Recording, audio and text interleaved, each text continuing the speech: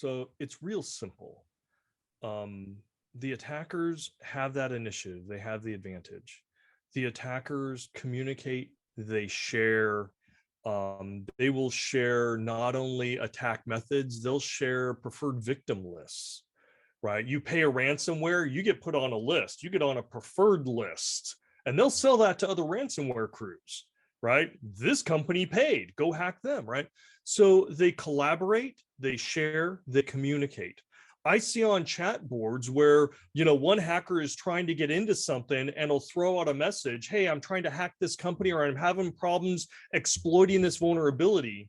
And people, they don't even know, will jump on and go, here, try this code, or here, try this, or here, and they're helping each other out. And unfortunately, much of the security world doesn't do that. We are at a grave disadvantage. And the simple fact is, unless we get better at communicating and collaborating, we will not even keep pace with the innovations of the attacker.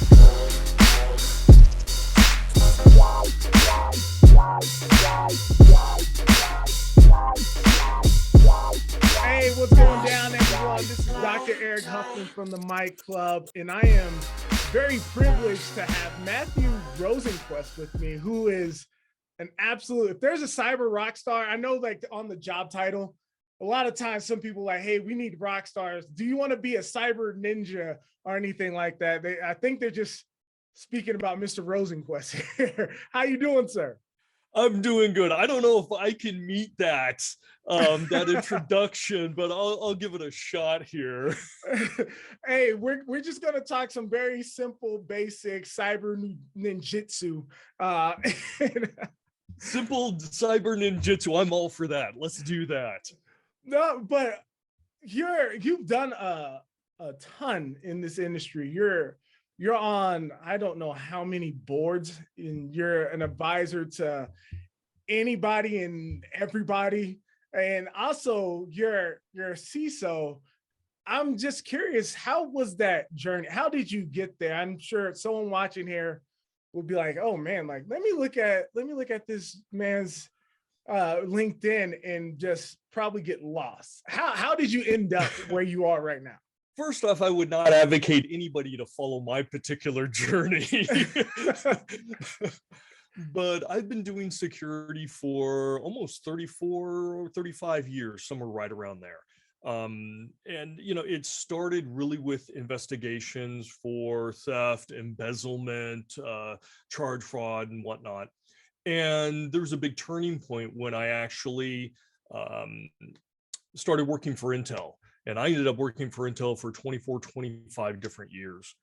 And, at that point in time, when you turn the wheel of time back, you're talking about environments where Active Directory never, wasn't in existence. You had Microsoft Mad Domains, you had Novell 3, Novell 4, Banyan Vines, Lotus Notes networks, right? You're dealing with systems, and we were just upgrading them from 3.1, Windows 3.1 to Windows 3.11, because Windows 3.11 was the first Windows operating system that had a network stack, and you had to write your own, by the way. So, but through that journey, I always had a passion at looking at the adversarial nature. And when you're in security and you're doing investigations for, embezzlement or whatnot, there is somebody on the other side of that table, and you don't know who they are, and they're doing something bad. You have to detect them. You have to go, try and gather information, figure out what they're doing, and be able to prosecute them. And I really love that. And so as the world of cybersecurity, and back then it wasn't called cybersecurity, it was computer security, then it was information security, and now we're into cybersecurity, which encompasses a lot more.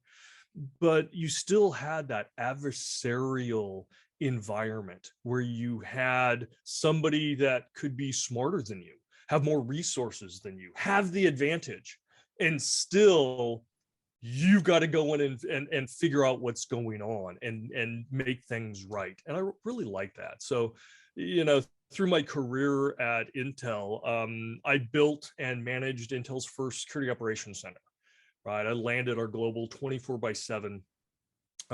I was the first incident commander. I landed the process for the CERT capability. They call it something else, but it's the CERT capability. Anytime the company was attacked, right, digitally, I was the commander that owned everything, right? And my neck was on the line to do things. They brought me in and said, hey, we do billions of dollars worth of M&A. Will you come in, build a team, build a capability and processes? Okay, sure. Did that. Just on and on. And I always looked for that next impossible job. And I loved it. I absolutely loved it. And moving out of that space, and for the last 10 years or more that I was there, I was a cybersecurity strategist. So I looked at what was happening or going to happen in the future. I did 1, 3, 5, and even an unprecedented 10-year look ahead into the industry. When we bought McAfee, I ended up working on their predictions as well, their 1, 3, and 5-year prediction. And so I really love that aspect, because when, at least for me, right, when I'm looking and trying to figure out how do you get really good at protecting assets, you need to know who's coming after you, how they're going to do it, and that affords you the ability to properly stack your defenses. And if you can predict, you can do much better at prevention. And you can also do much better at detection and then response as well. You tie all those together and you have a powerful kind of capability. I love that. I wrote white papers about that, right? And then I started, even when I was at Intel, I started advising other technology companies, governments, and academia around the world on emerging, threats and best practices. And I've been doing it ever since. So that's kind of my journey. I'm a CISO. I'm still a cybersecurity strategist. I love that title because I do predictions. I did predictions for this year as well and published those. So everyone's welcome to take a look at that and see how well I've done so far for the year. Please. I love the critiques, right? That's how we get better. Yes, sir. But that's my journey. I love it. And it's not over. I am passionate about making digital technology trustworthy. Right? I love my tech toys and I want it to be trustworthy in the future for everybody. And this is my career path. This is my personal goals. So my journey's not done yet. I'm just getting started. Oh, that's fantastic.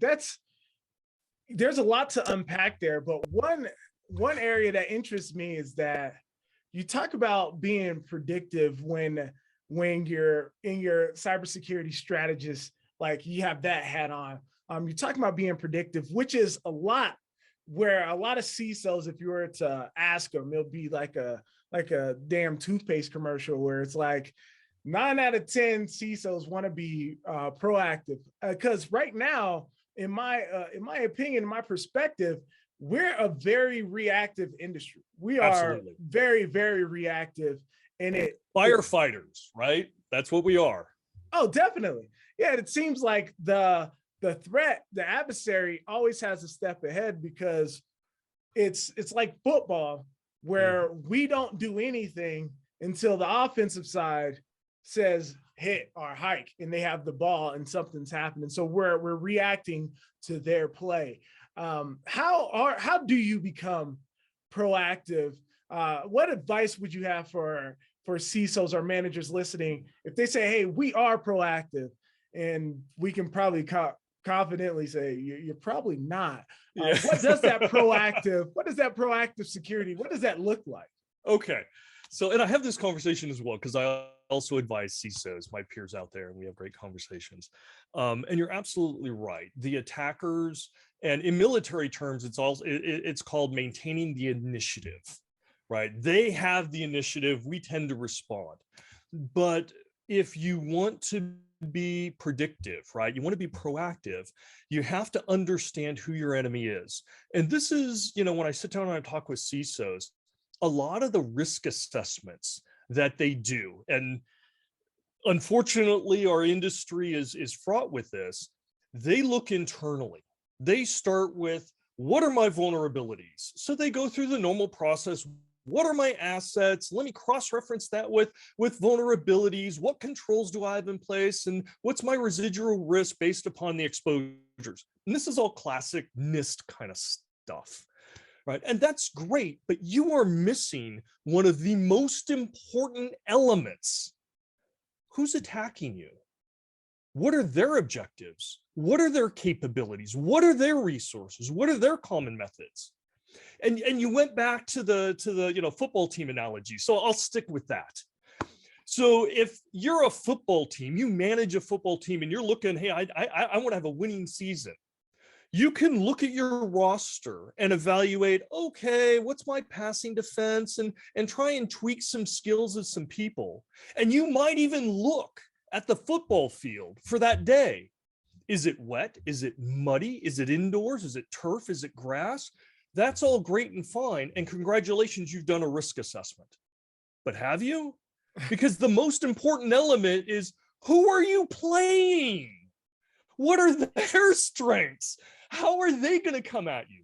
And this is where a lot of new CISOs, or CISOs that have been brought up from a pure technology background, this is the pitfall that they tend to find themselves in.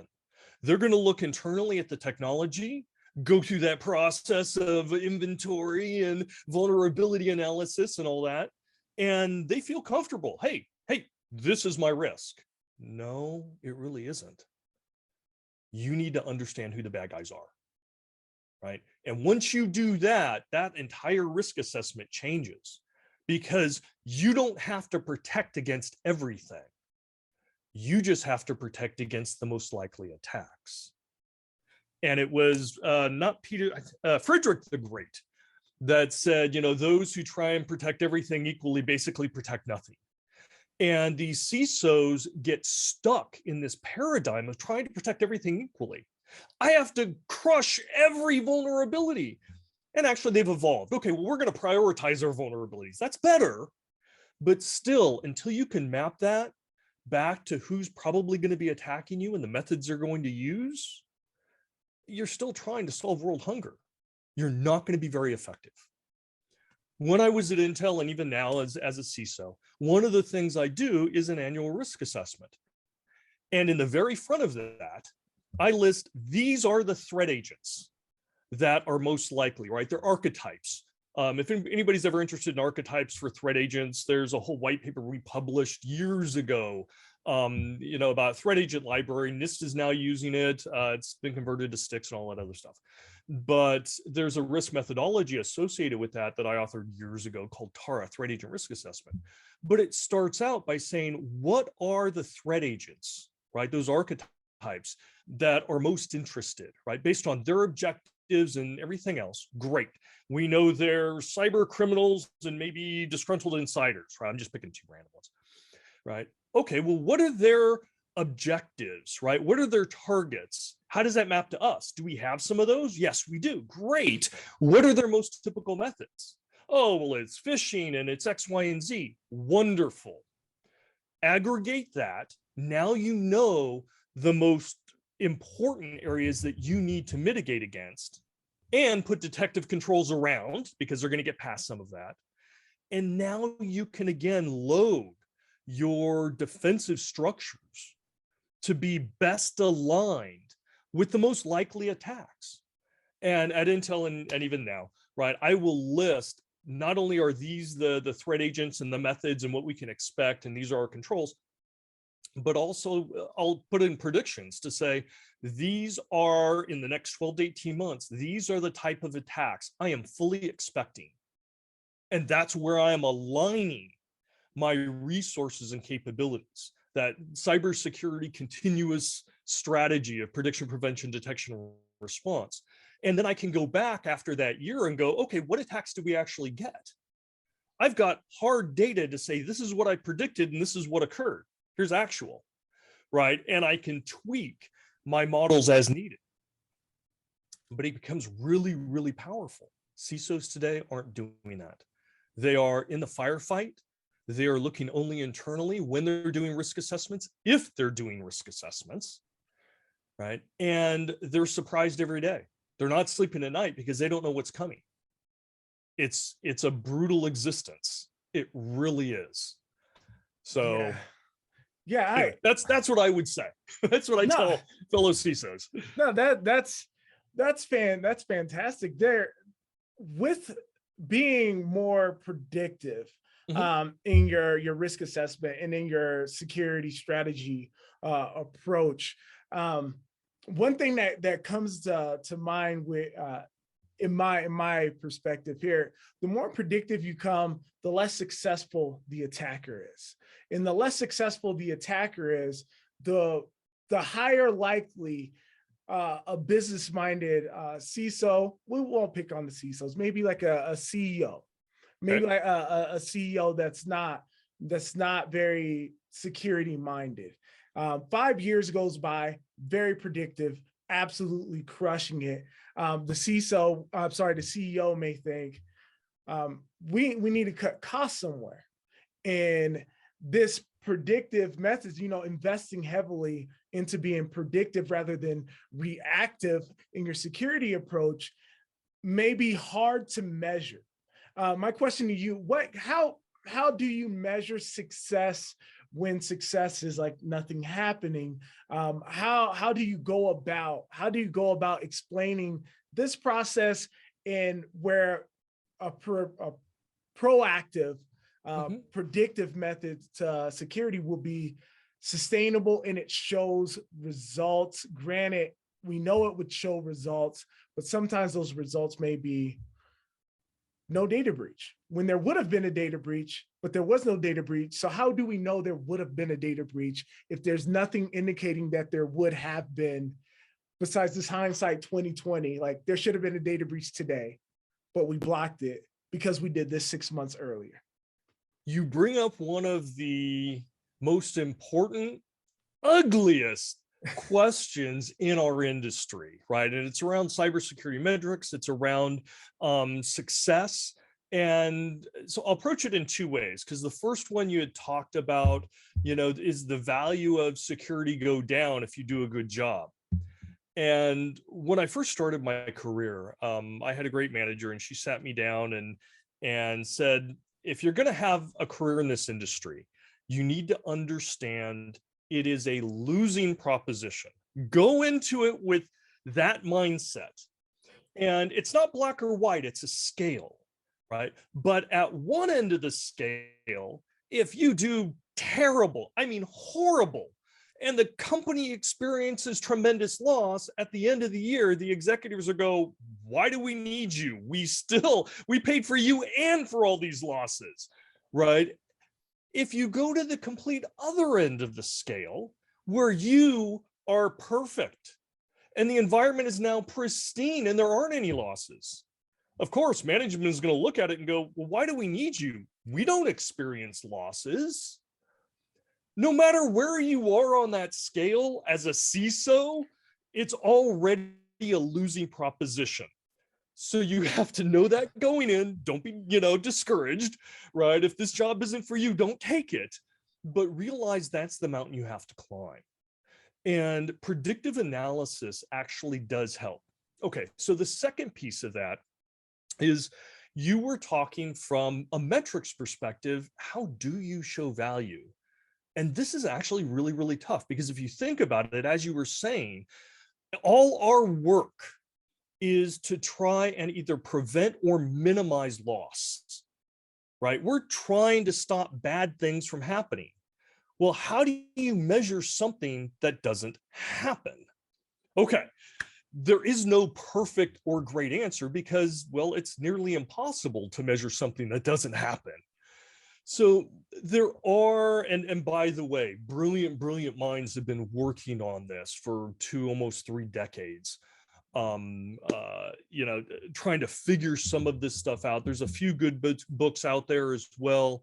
And there's a few experts that can help. But in general, there are a couple of best practices. No perfect solution, no silver bullet. But let's use, for example, the predictive measures. And this is what has worked out very well for me. So I ran a team. They asked me at Intel when they were pulling together a multi-billion-dollar AI team and bringing in acquisitions and everything. They asked me to come in and build the security for it, right? For their products, for the infrastructure, for everything.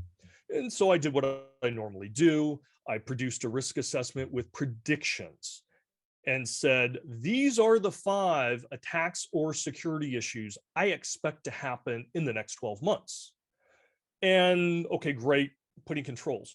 And after 12 months, when I sat down with a VP that owned that multi-billion-dollar business unit, I said, okay, out of my 5, 4 hit. We were in really good condition, right? 3 of them were completely blocked, right? And the other one, we suffered minor impacts, recovered very quickly. Would you like to know my predictions for the next 12 months? Oh yeah, what are they? I did the same thing when I was in charge of M&As, when I had, and I worked on over 100 different deals, right? Mergers, acquisitions, divestitures, site closures, and collocations. When I did my risk assessments, I would do a predictive. Hey, I think during the course of our project, we're going to see these types of impacts. And I would even go a step further to say, here's our current controls to potentially mitigate them. This is our exposure. And these are my recommendations to actually bring it down to the targeted level of risk. Now, the first time I presented this to the M&A teams, they were like, yeah, whatever, right? We've got more important things to do. This is a deal we have to integrate on, forget it. Okay, bad things happened. Come back the next quarter and say, here was my list from last quarter, and here are the bad things that happened. And this is the loss that you accepted. Okay, here's my list for this quarter and my expected losses, right? What you're going to impact. Do you want to fund these mitigation controls? And after about 2 quarters of that, they were like, yes, whatever you need. If you're predicting this and it's happening, you're telling us ahead of time and it's happening, and you're now telling us what it would cost to mitigate. Here you go. Here's the check. Yes. What do you need? What do you need? What do you need? And from that point on, I didn't have major resistance to any of the security programs or initiatives that I wanted. So again, predictions can be very powerful when coupled with a good story and effective communication. Now, there are other metrics as well that you can run and that you can show value. But predictions tends to be one of the most important because it resonates with people. They start to trust you and your models, and people are willing to invest in that, right? That's interesting. So when you're predictive, how do you go about information gathering? How do you go about being predictive? You don't have to give away the secret Rosenquist sauce. But I'm sure because intelligence is much more so than a Google search or a Google, yes, or a Google News look. And although I like Google searches, okay, don't get me wrong. Oh yeah, I like Google searches. Everything's out there, and everyone agrees with me on my Google searches. So how do you go about gathering intelligence to be predictive? Because I don't want anyone looking, this is fascinating, taking notes, sharpening their skills, thinking, okay, I could be predictive, and just even turn on a Mic Club podcast and like, all right, I'm predictive. Matthew said this was going to happen, so let me do this. Like, no, how do you go about gathering intelligence, gathering information to be more predictive and accurately predictive as well? There's a lot to it, to be perfectly honest, but At a high level, make sure you've got a good framework so that you've got the comprehensiveness and the depth that you need to understand whatever field that you're trying to do predictions in. Second thing is realize that there's a lot of data sources out there that you can go grab. And Google search is great to identify those resources, but then you have to actually read them, understand them, interact with them, and whatnot. There is a caveat, though. Not all data sources are equal, Yeah. right? So for example, actuary data is very, very high quality. Why? Because it actually happened, right? And you've got experts, opinions, pseudo experts, right? And you go all the way down to the list to survey data of uninformed people. And again, the top of that Google search may return back to you this 10,000 person survey of completely uneducated people, in regards to that field, but they had an opinion, they checked the box. That's interesting, but probably not very relevant and definitely not very accurate, right? That's a perception by, people that are not necessarily in tune with the situation. Okay, great. But it can still be worthwhile. It's worthwhile, right? We're expert and actuary data worth a lot. So you have to qualify data. Then you, as part of the model, you have to put things together. And if we take cybersecurity, think about this model. There's an attacker, right? A threat agent. They've got a certain motivation, personal motivation, right? Cyber criminals, it's personal financial gain. They've got some type of objectives. They've got a certain amount of resources and skills, and they think in a certain way. Well, they think actually like everybody else. We like easy wins. We like the easy button, right? A clear path to victory, minimal resources, minimal effort. And that's the path they normally go down. Okay, if we understand that, we can start to gather data about either your organization or how about your peers, right? Your sector. What kind of attacks are going on there? Because if there's another company out there kind of similar to yours and they're getting hit by phishing attacks, it's probably pretty reasonable to assume if you're also at that same security level, you're also receiving them too, whether you know it or not. You may be receiving it and just not, looking to see if you are. So you can look within peer groups, you can look within the industry. Several years ago, we saw nation states, right? All the major governments in the world start to invest very, very heavily into cybersecurity, offense and defense.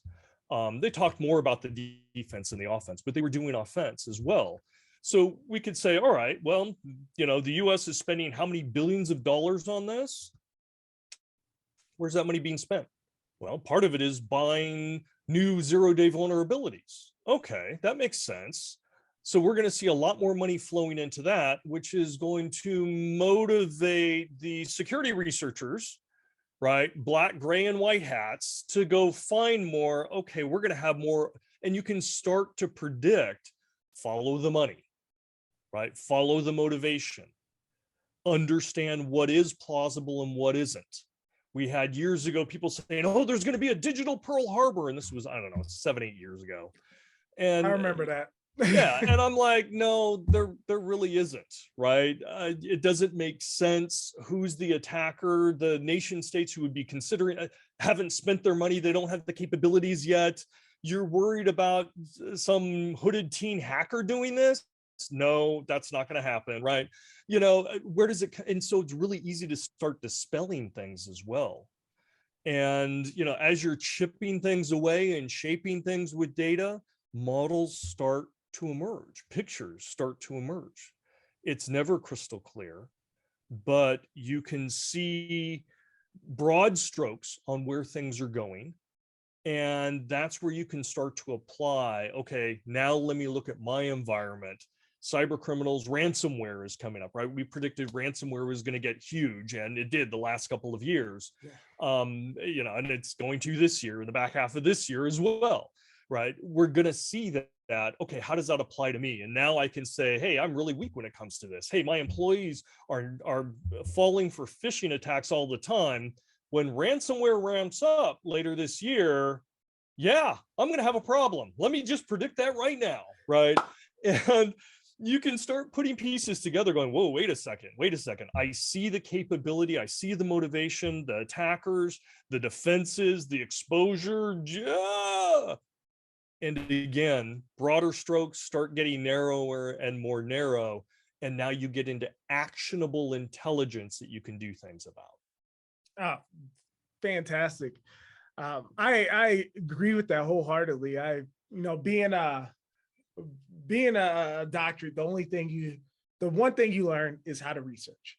And so I recommend every IT cyber professional, information security professional, whatever you want to call yourself, make sure you are a researcher, because the industry refreshes itself 6 years max, where knowledge begins much faster than that. Really old, like really old. CISOs don't even last that long in a role. No, yeah. No, you are 100% correct with that. And so you have to be able to research and diagnose and see trends. If you're fairly quick with, it took me a little while because I was a little newer into the industry at the time. But if you're able to put together, and I don't want to sound anti-crypto, but if you put together like, hey, unregulated money that's worth something, ransomware. Unregulated money that's worth something, ransom. Like, it's talking like match made in hell or heaven, whatever you want to call it. It's just depends on which side of that ransomware you're on, really. Yeah, like unregulated money that the IRS is having trouble getting to. I think they're making some progress on that, but they're having trouble getting to, and ransomware. You're right. I'm pro crypto. I'm against ransomware, definitely, but I'm pro crypto. So I see the benefits of it actually in going after the cyber criminals. But that's a different story. Yeah, that would probably bore you. No, you're totally fine.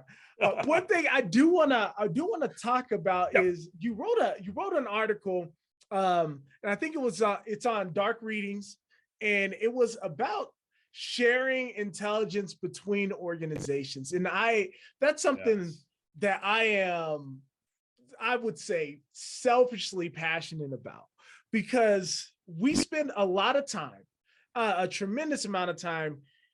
If an organization gets attacked, the organization goes into incident response. But who else goes into incident response? The business-minded individuals in the marketing team go into incident response. And the lawyers. Yeah, the lawyer. Can't forget the lawyers. I love them. Yeah. And so individuals like myself that is just looking to learn about what happened. Not out of, hey, I want to shame organization A, B, and C Inc.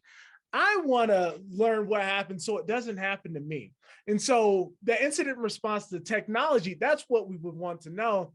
However, the business minded, the marketing incident response suppresses the information that would help further the cybersecurity, the community, because a lot of organizations, I would say, most organizations, even IT cybersecurity people minded, like, we don't want to hear, we're too ashamed to say, you know what, we installed a new server, the username was admin, the password was admin. That never happens, right? No, that never happens. What, are you kidding me?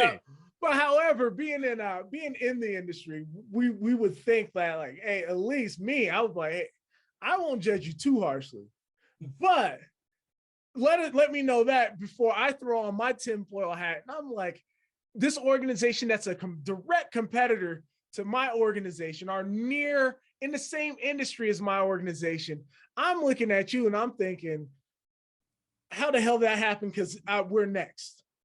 Talking about to that intelligence, there's one way to get it is have like your neighbor have an incident or get robbed. And so you're like, oh, let me check my lock. And Yeah. so we're doing a whole lot of that, but we don't share that information. And I think if we do share that information, it would help. It would help us to, all jokes aside with the admin. It may be something much more sinister and much more technical than that. If a flaw in how you configured your AWS instance, a flaw how you configured your Azure instance, a flaw in your Jamf if you're Mac shop, your Jamf instance, or something along the lines of that. That would help us tremendously. So you wrote this article. I say all that to ask, like, what are your thoughts, your thoughts on information sharing between organizations or within the community that we're building of information security experts? So it's real simple. The attackers have that initiative. They have the advantage. The attackers communicate, they share. They will share not only attack methods, they'll share preferred victim lists, right? You pay a ransomware, you get put on a list, you get on a preferred list, and they'll sell that to other ransomware crews, right? This company paid, go hack them, right? So they collaborate, they share, they communicate. I see on chat boards where, one hacker is trying to get into something and will throw out a message, hey, I'm trying to hack this company, or I'm having problems exploiting this vulnerability. And people they don't even know will jump on and go, here, try this code, or here, try this, or here, and they're helping each other out. And unfortunately, much of the security world doesn't do that. We are at a grave disadvantage. And the simple fact is, unless we get better at communicating and collaborating, we will not even keep pace with the innovations of the attackers. And this has been a problem for a while. There's a rich history going back, because if we go back 2 decades, right, there was actually zero sharing. No company out there would even admit that they've been hacked. No company out there would admit that their product had a vulnerability or was being exploited. And in most cases, they didn't even have teams to look at that to even understand if that was the case. And the security researchers at the time, and it's no joke, they would find a flaw and contact a company and say, hey, you have a vulnerability in your product or your website or your database. And you know what would happen? They would get sued. They would get sued, and a gag order would be placed on them to where they could not talk about it. And the issue didn't get fixed. The solution was to use lawyers to threaten and put gag orders on the people that were just trying to help. It wasn't until a guy named Wade Baker, believe it or not, he had a company, got acquired by Verizon, and he had this radical idea of creating a report with actual numbers of data breaches. He would keep the company's names confidential, and somehow he convinced people in the industry to give them, him and his team at Verizon, information about them being breached. I don't know how he did it. I really don't, but he's a great guy. And he produced the industry report, the DBIR, right? The data breach incident report. And that was a watershed moment in our industry, because prior to that, there was zero actuary data available. And that opened the floodgates where CISOs and security organizations were they were willing potentially to start talking about breaches. And there's still a lot of apprehension in doing that. A lot of the conversations that I have with peers, it's Chatham House rules, right? We're on a bridge or it's a phone call or something like that. I'll tell you, but you don't share it and I don't share your stuff. We do it because we need to be able to communicate and collaborate and share really important things. Some companies are much better at that. But again, the governments around the world have had to put in regulations to say, hey, you have to notify people. Before then, they didn't, and they didn't, right? Think about that. your data was breached, your social security number, your credit card number, they didn't have to tell you, and they didn't. And they sure as heck didn't have to put in credit monitoring or anything else to support you. Hey, it's your problem. Well, again, the world has changed and trust is becoming much, much more important. We still see companies that don't want to share data, especially when they're breached or their products has flaws or whatnot. And even security companies, right? They're probably the most secretive because that's confidence in their product. But and I could pick on lots of different companies right now. I could yell out a whole bunch of names that are doing this even today. If you look in the news today, you will see some very big companies doing exactly that. But I'll take it the other direction, and let's talk about a company that actually bucked that trend and released information when they were hacked early on and started working with the industry. And this was FireEye, right? A couple of years ago, when they discovered, and FireEye is a security company, right? They provide security products, investigation, all that stuff. They came out really quickly and said, hey, we see something in our environment. This isn't right. We've been exposed. We're going to go figure it out, but we've been exposed. And they let their customers know, which was unprecedented. And very quickly, they worked with partners like Microsoft, so on and so forth, and found the root of the cause, right? It was the SolarWinds, and immediately started working with the industry to tear it apart and figure it out, and responded. But they really put their company on the line. And it was their CEO that came out and started talking, came out to news outlets, wanted to do interviews, right? And say, this is what we found, that we're fixing our stuff, but we're also seeing this in the industry and we're helping out. And it probably overall increased the trust in their company. When most companies are worried, oh my gosh, I don't want to release this, I don't want to investigate this, let's keep this all attorney-client privilege, which is one of their new little tactics, right? Or simply not send an email on it. We're not going to document anything. If we don't document anything, it can't be, requested in court as part of e-discovery, and we can, good companies are out there going, no, I'm going to communicate this. I'm going to do what's right for my customers and partners so that they can respond appropriately to the benefit of their customers and partners. So when we see it nowadays, we point the finger and go, what are you thinking? What are you thinking? But we still have security companies that are doing exactly that. And that undermines the communication, the collaboration, and undermines the security posture of everyone. And it's those lawyers and marketing people and executives that fear, and it's a detriment to our environment, because again, we don't win, we don't even tie, right, unless we communicate and collaborate. We have to. The bad guys are, we have to as part of the good guys. I love it. I agree. If you spend as a researcher, you spend some time on various forums in various places, and you see the communication and the collaboration that the enemies have.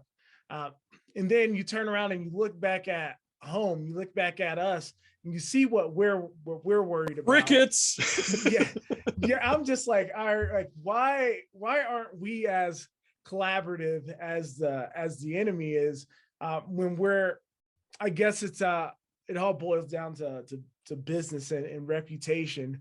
But my thoughts on reputation is, from a societal perspective, I think most people are becoming breach numb, which is scary. It's bad for one way.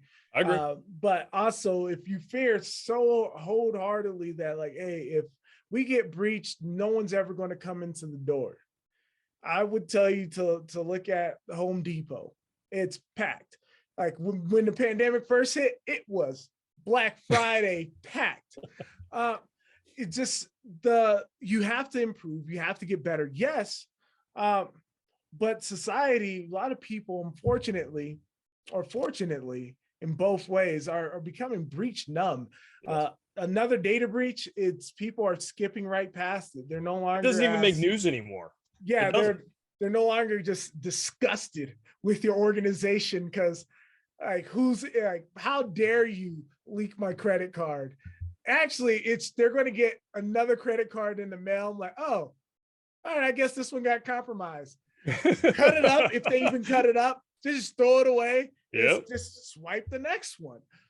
So some of that fear is not as warranted to the degree in which the business is holding itself to.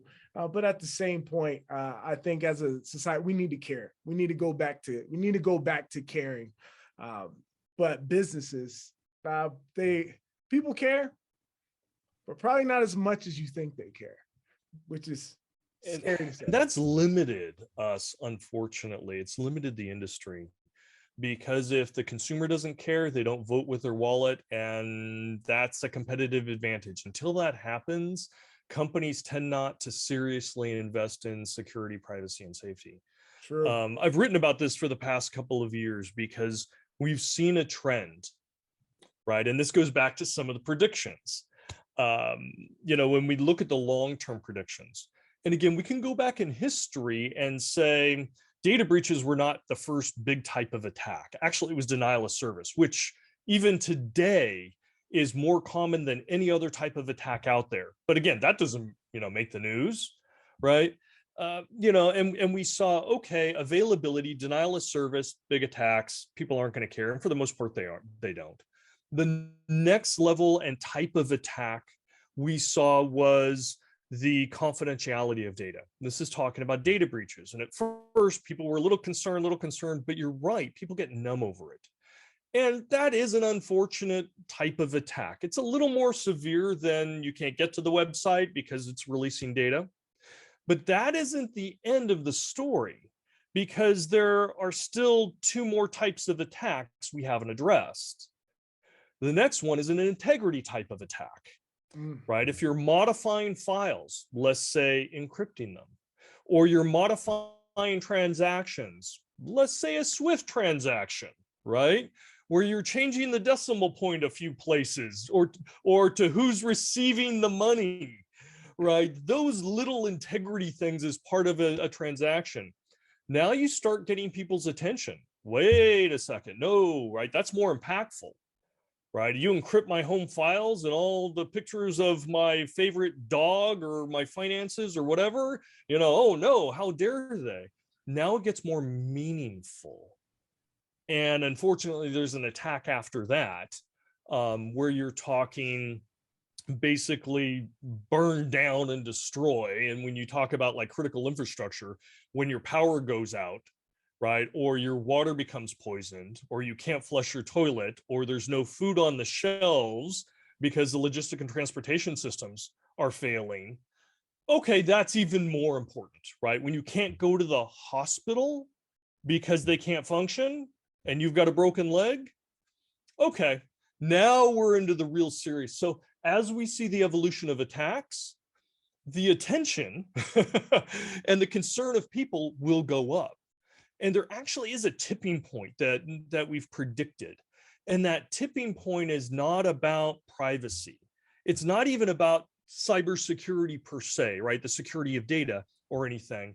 It's about safety. At the moment that cybersecurity issues impact our physical safety, that is a watershed moment. Okay. Think of autonomous cars, right?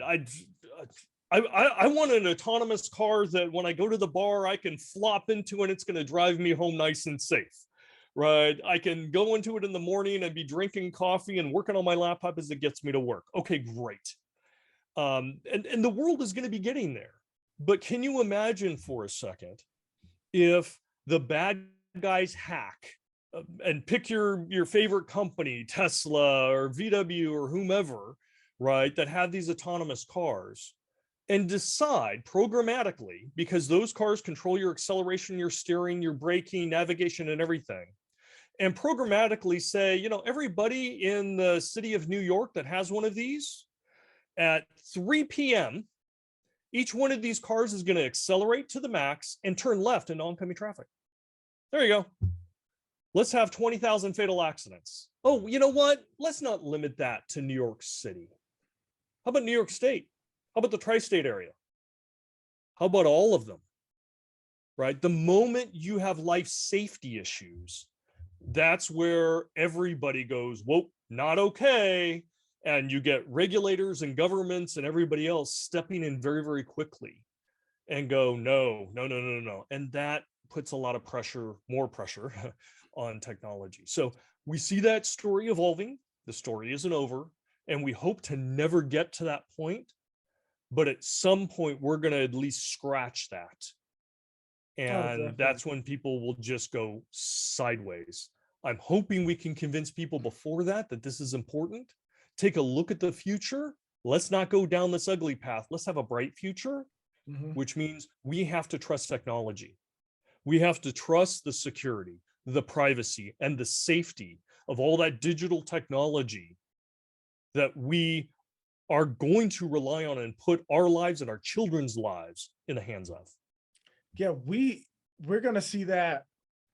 I won't say fairly quickly, but the term smart city is now just being thrown around with cyber. It's kind of with technology. If you're trying to get to the bleeding edge, like you'll hear something said once, then you'll hear it say more and more and more. Now smart cities it's becoming a thing. And oh yeah, I'm on several advisory boards for smart cities. And I'm the guy in the background going, okay, we are going to embed these fundamental aspects of cybersecurity so that it grows as the capabilities come online. So yes, not all smart city programs are doing it, but some of the big ones are pulling people like me in to be that avant-garde person going, we need to look ahead and we better build it in as part of the architecture and invest now, because you don't want your city to be known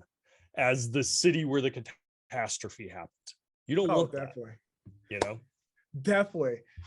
There's one other topic I wanted to touch on with you, and it was from an article you wrote, and there was an interesting quote. So I'm gonna look away for a second because I want to make sure I get this quote correctly. And it's titled "Hacking Phones: How Law Enforcement is Saving Privacy." Because you alluded to privacy, and in this article, it's very, very fascinating. If anyone's interested, I'll link it below. And it's on dark reading as well. And you quoted Ben Franklin in the article. You said, "Those who would give up essential liberty to purchase a little temporary safety deserve neither liberty nor safety."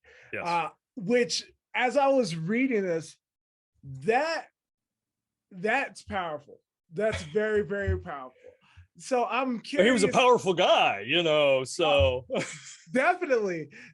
And so as people hear that, and hopefully they please go read the article because it's fascinating. What to hear it from the author? Well, the person that quoted the person who said it, what did you mean by that? So I'm a privacy advocate as well. And with digital technology, we are creating so much more information and tracking so much more information about us. And in most parts of the world, privacy is a right. Unfortunately, here in the United States, with the exception of one state, privacy is not a right. And it can very easily come under attack. And I'm also very pro-security, obviously, and pro-law enforcement. I work with different law enforcement agencies, and I consult and I advise them and I help them on cases and stuff and fun stuff like that. But there has to be that balance between respecting privacy and allowing law enforcement to do their job of detecting bad people doing bad things and getting them out of society or stopping them from doing that.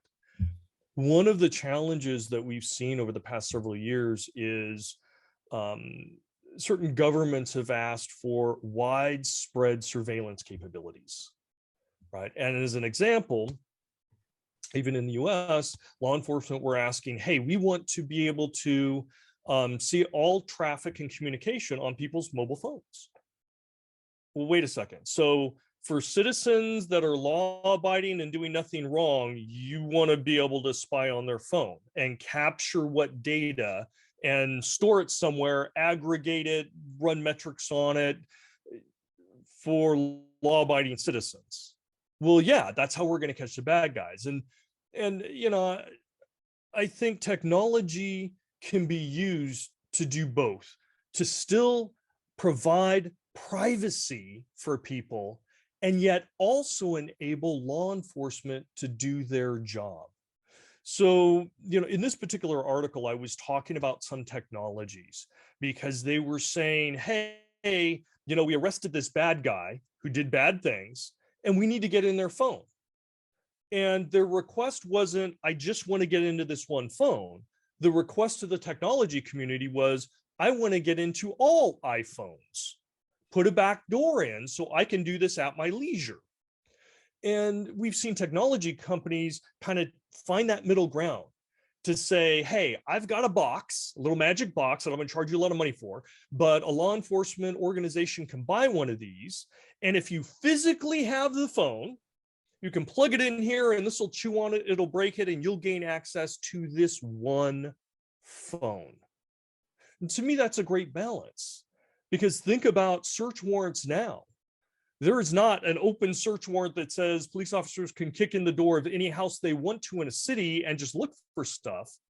They have to file a search warrant that says this address for this reason. And then they can go kick the door in. Okay, great. Technology should follow that same level of privacy.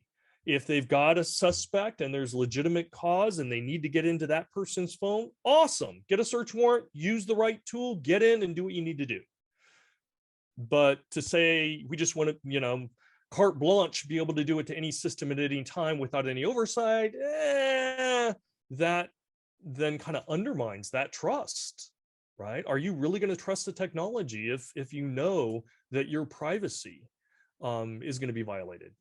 That's true. And I might be wrong with this, so I won't say the organization's name because I may be incorrect in it. But previously there was a network company that produced networking device, and they had vendor backdoors. Mm-hmm. Now those vendor backdoors are just out there on the internet. You know, simple intelligence is a Google search for some of those particular devices. And so if you install vendor backdoors, even if it's for the good, someone's going to find it. And someone's going to find it, and then it'll be very difficult to block that or patch that up. I apologize. There was one other thing previously we said we would talk about, and we didn't. So let's spend a little time on this. All right.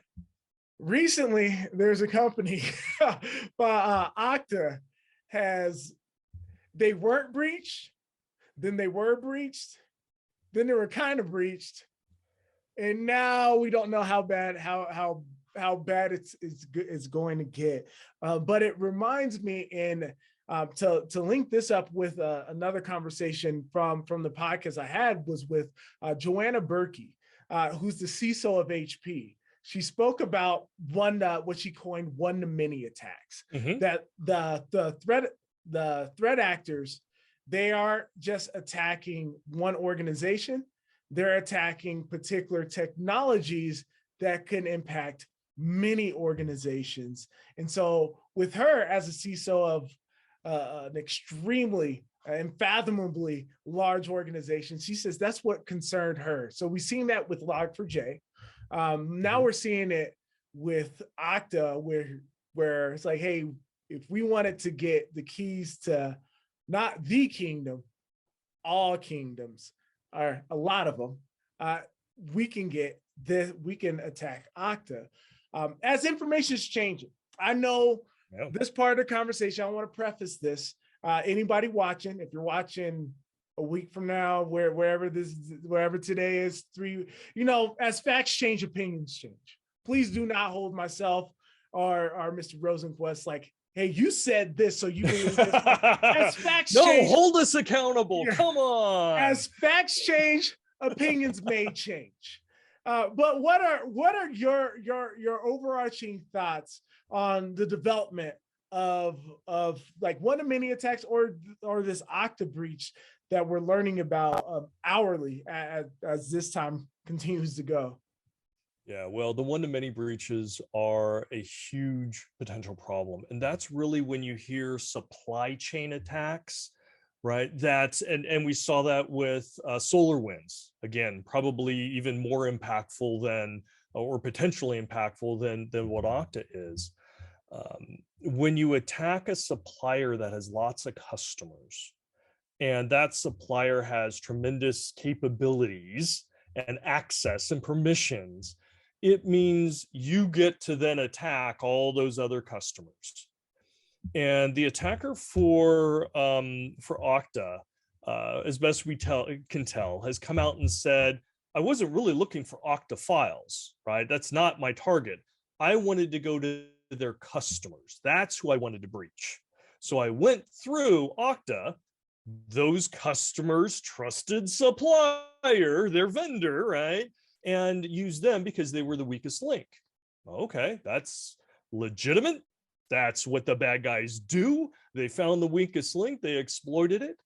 The challenge with Okta, and in my mind, there's kind of three big takeaways. Number one, Okta has keys to very important doors of their customers and clients. Very important doors. They have a lot of rights and permissions. And so that's important to know. The second thing is it does look like that they were breached. And with that, the people downstream could have lots of different impacts and effects. And we don't know that yet. The third thing to understand is there is a lot of critical insights towards Okta right now, because as you said, are you hacked? Are you not hacked? Is data exposed? Is it not exposed? Are customers at risk, not at risk? Over the past several days, that story has changed.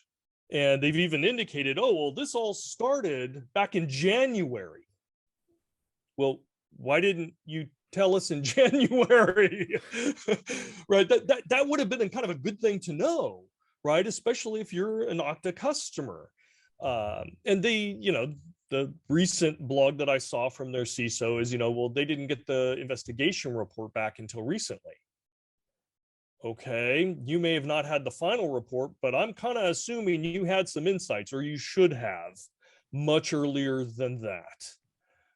And then you kind of see where the lawyers and the marketing people are probably really powerful in this response team from Okta, because they are positioning themselves in a defensive way to minimize the potential impacts and the sound bites. And it's not working in their favor. It really isn't. It's infuriating people. And one of the comments that they said is, yeah, we believe that a small number, to about 2.5% of our customers were impacted, or no, were potentially impacted. Okay.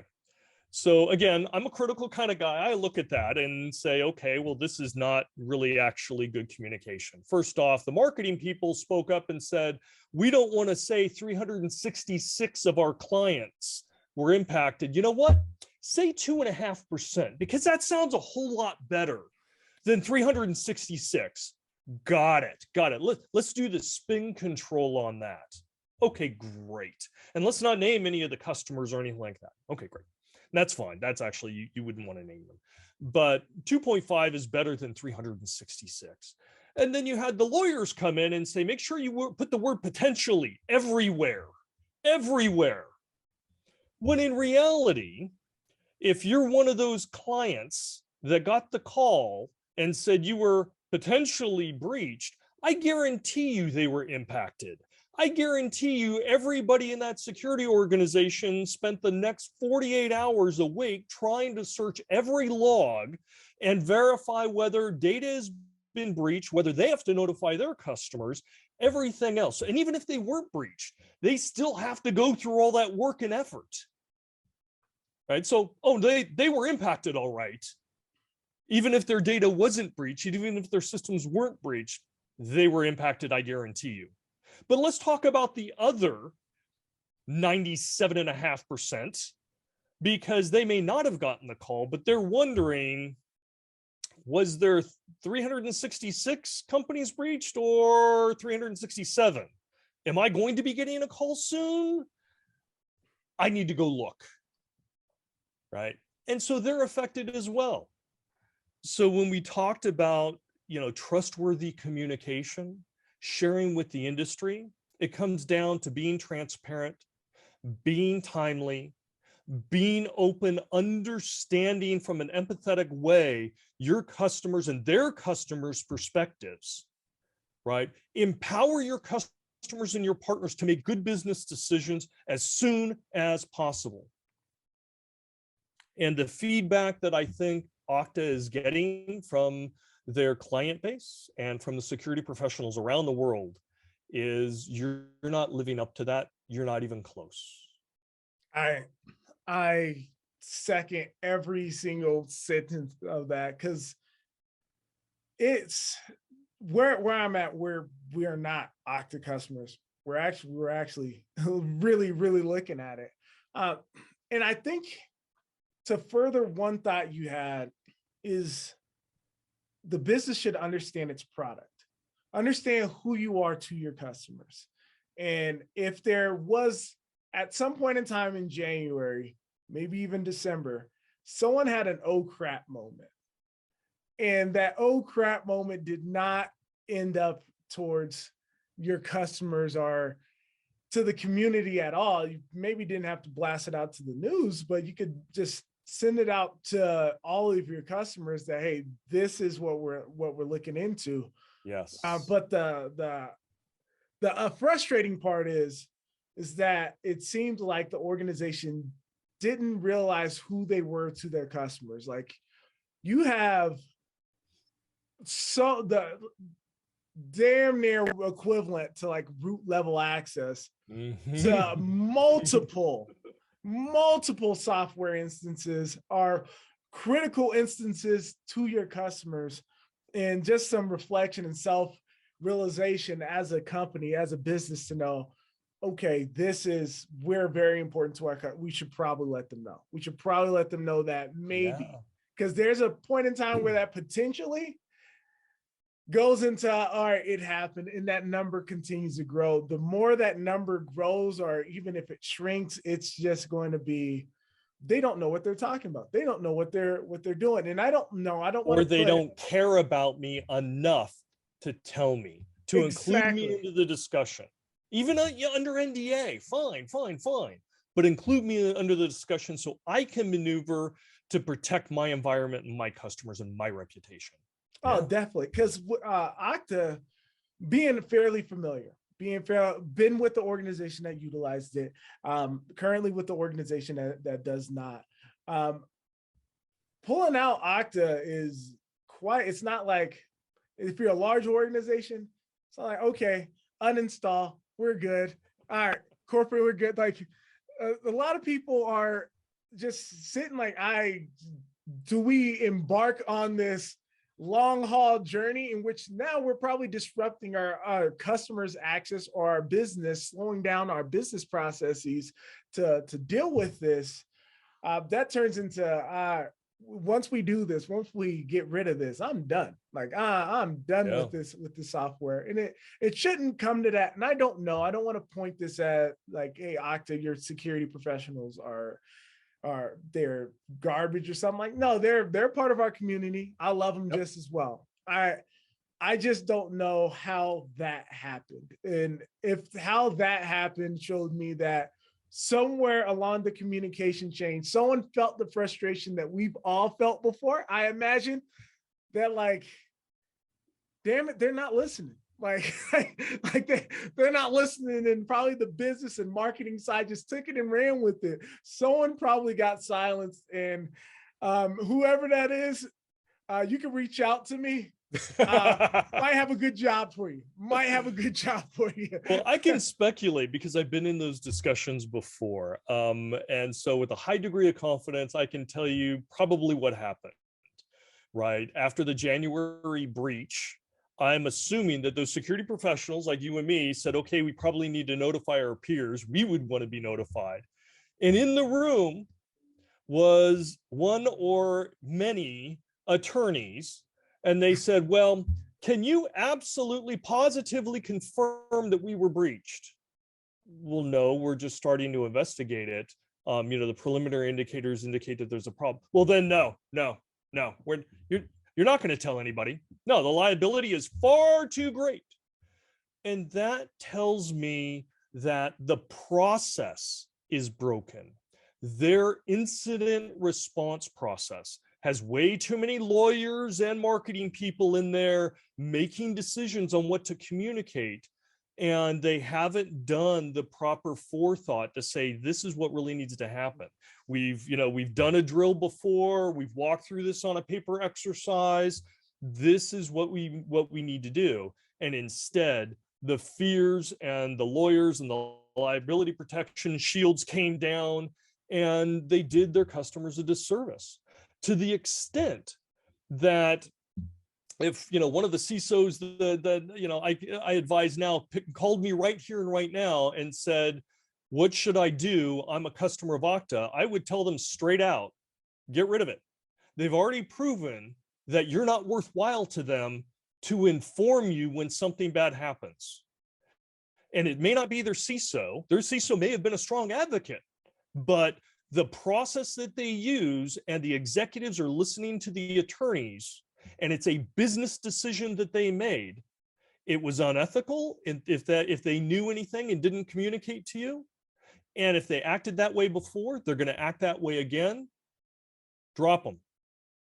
Find a vendor that you can trust, especially security vendors. If you can't trust them, you're screwed, right? I had the same conversations when FireEye came out and said, hey, we were hacked. I had half a dozen CISOs ask me, should I drop them and go to this vendor? And I said, absolutely not. I wouldn't drop them. This is why, right? They were straightforward. They reported it really quickly. Even before they had all the details, they were reporting it. They were working hard. And I know those teams. I knew the CISO at the time over there. He wasn't getting any sleep. I was talking to him every day. His team was not getting any sleep, right? And they were working to get it done, but communication was one of their most important goals. I said, you're dealing with a company that's treating you right. Bad things happen in this world, and they're all over it for your benefit. And they're like, yeah, that makes a lot of sense, So yeah, no, that's fantastic. Again, that's where we are currently. As facts change, opinions may change, but it's not looking good. Hold us to it. I want to see the comments. Come on. Oh yeah, definitely throw down the comments down there. We'll see if this ages very well. That's how I'm feeling right now, though. My opinion, I see it begin, read the articles, very in tune to, and begin to just shake my head. I've been with organizations that had breaches, organizations that went through span of not having breaches, and how that gets handled. It says a lot. It says a whole lot about a company. All right, to close this out, we got to spend a minute or two. This is the Mic Club. The MIC stands for Minorities in Cyber. The reason why, and I don't know if I've said this before, maybe, but the reason why I started this, one of the biggest reasons, because I love this industry, but I love the attitude of this industry. The attitude of the industry. I'm a doctorate, so I love higher education. I believe, hey, a lot of people should get it, but this is an industry that turns its nose up at it, which lowers the bar, not to say of talent-wise or anything, but the financial barrier to get in. And so for those that are financially or economically like not privileged, I talk to students frequently and I say, hey, if you can save up, and I know it's a lot of money, you can save up $200 or $500 or $1,000, it's a decent chunk of change. When you get 3 certs, there might be a pretty good job waiting for you in this industry if you're passionate about it. And so this is an industry that I think is the new hustle. Like, hey, you can get into this industry fairly quickly. And if you look around, we suck. Like, it's not like you're coming in to like, hey, you got to know all this stuff. Like, dude, you need to put that on a shirt, you know? And so I'm passionate about opening the doors to newcomers as well, to minorities and to women as well. But you being a CISO, cybersecurity strategist, and I not saying it because the camera's on, but honestly, I followed your work. I didn't read it just because you were going to be on. I read it previously, reached out to you and crossed my fingers and hope you respond. But you're doing it well. And so how do you attract diverse talent?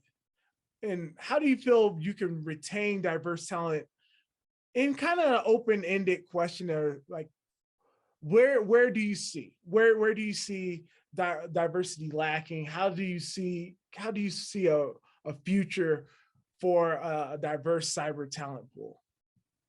So, and this is a really, really important topic, right? You've got equity, you've got equality, we have to worry about diversity and so forth.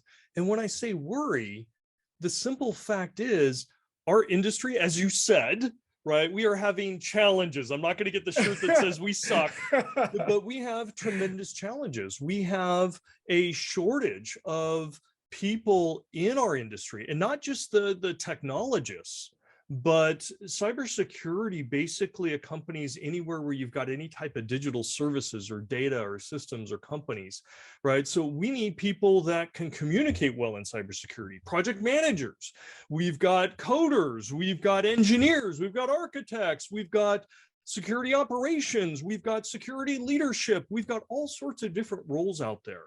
In fact, you know, right now there are several million open positions. We don't have enough people. And so we definitely need the warm bodies. But I would argue, equally or even more importantly, we lack the diversity of thought and experiences. And that diversity comes from, well, diverse people. That's why we use that word. And, you know, our industry is getting better, but the number of women and underrepresented minorities is not anywhere near it should be. And so if you've got a group of individuals that all look the same, they're all, you know, male or whatever, they tend to groupthink, and you have a very narrow field of the creativity that you actually need. And think about it, the bad guys out there, hugely diverse, right? And they have these great, crazy, awesome ideas that they can act upon. And we're having to compete with this huge creative cloud. And we're just thinking in this little bubble. We need people from different backgrounds, raised in different economic environments, have crazy ideas that are different than the norm because of their rich experiences in life, their culture, where they grew up, how they grew up, who they grew up with, right? How they communicate, all those things. We actually become stronger as a security community the more diverse we get.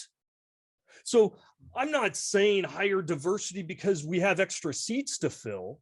I'm saying higher diversity because it makes your team stronger and more capable. Don't do it to check the box off. Oh, I fulfilled my diversity requirement. No, you need to be thinking how your security team is going to compete with those adversaries. And if you don't have a good amount of diversity, you are greatly limiting, right, your ability to do that. So wake up. And it's something we have to proactively go do and think about. So yes, and even diversity in education status. I'm not going to say go out and only hire doctorates. No, hire doctorates and bachelors and associates and people that have high school degrees. You know, I know some of the best people that didn't even have the formal education that we would see. And maybe they grew up in a country that didn't really provide that. But you know what? They had a hunger, they had a passion, they went after it. They're considered technical experts. Yeah, bring them on in that role, right? So we have to break out of these walls that we put around our head of what we should have as part of our team. And until we do that, we are only limiting ourselves. So the first step, I think, is really a mental one. Understand where you're at and where you could be with more diversity. Then make it happen, right? There's many brilliant people out there. Go find them. And we're trying to attract more and more. And as we start hiring more diverse people, then the younger generation, the next generation after that, sees the people that resemble them or follow their beliefs or came from their country or have their economic or educational background be successful in this field, they're going to be more open to joining in this field as well. And we need that. We absolutely need that. So start with the thinking up here, right? Leverage the resources, and there's lots of them out there now, right? Hiring and job placement and, you know, go on LinkedIn and everything else. Don't limit it. One of the worst things you can do is put out a job rec and say you have to have this exact cert and this exact degree, right? I've seen entry-level positions say you have to have a bachelor's degree and 10 years experience. For an entry-level position, seriously? Do you realize that even unconsciously, you have now limited the number of people, right, to a certain social economic background that could afford that had the time for that, right? You're just by doing that, you've already failed. You've already limited yourself and you don't even know it.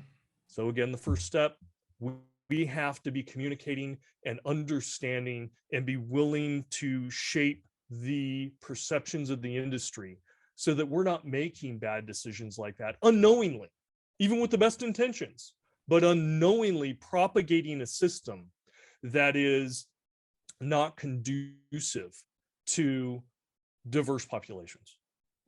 I love it. One thing I would further your thoughts on that is, if you look at the threat actors, if you look at the hackers, the teams that are coming at us, and you think about their credentials, do you think before you're allowed into this hacking group, you need a CEH, a CISSP, a OSCP? Show me your credentials. Show me what certifications you have. How many continuing education credits have you had this quarter? You really think that's what they're asking? No. I can't say this for a fact, but I would bet a large sum of money that we are higher educated than the ones that are hacking the crap out of us. That collectively, like if you take the average of degrees and certifications, and so not to say they don't matter, they do. I know there needs to be some sort of bar, and that's okay, depending if the position, the level of the position, and the compensation. Sure, it does, but however, think about the threat actors as well, and think like, hey, man, wow, they really got Octa. I bet he has his OSCE. No one's saying it. Nobody is saying that. Absolutely, no one's saying it. No one's thinking it. If anything, our collective assumptions assume that they probably don't have that. Yeah. They may, and that would just that'll be more shocking to me than anything. Like, hey, they may have taught the class. You don't know. Hey. Yeah, but our collective assumptions is that we need to talk about digital ethics now. So that'll be for our next chat, our next podcast, digital ethics. Yes. Oh, I would love it. I would love it. I'll put a pin in that because this is absolutely phenomenal. Thank you so much for being here today. I wholeheartedly appreciate you. My pleasure. I hope we can do this again. Oh, definitely. And so for those that are listening, thank you so much for listening to us. Down below, I know I said as facts change, opinions change, but as always, every episode I encourage you to agree or disagree with us down below. And if there's a gem or something that you take from this conversation, I encourage you to take it to work, to silo information or silo good ideas, good thoughts. It does us no good. Take it to work, talk to someone else about it. Maybe it improves or further starts another thought to help improve your organization. That's what this is all about. This is not just sit here and preach to the choir. We need to spread our voices out there and all get a little bit better each day. And so thank you all so much. This is Dr. Elfin from the Mic Club. Much love, everybody. I'll see you on the next episode. Peace.